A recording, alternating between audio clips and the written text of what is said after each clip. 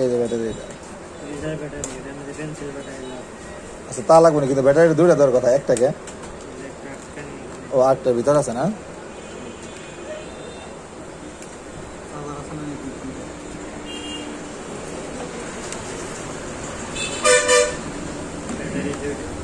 Battery দুইটা। তুমি অন্তর সরো।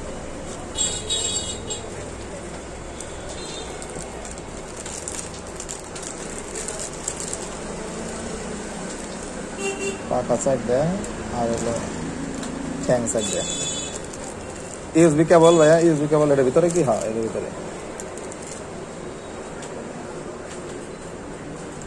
এটা তাহলে পেন্সিল ব্যাটারি কিনতে হবে ভাইয়া না?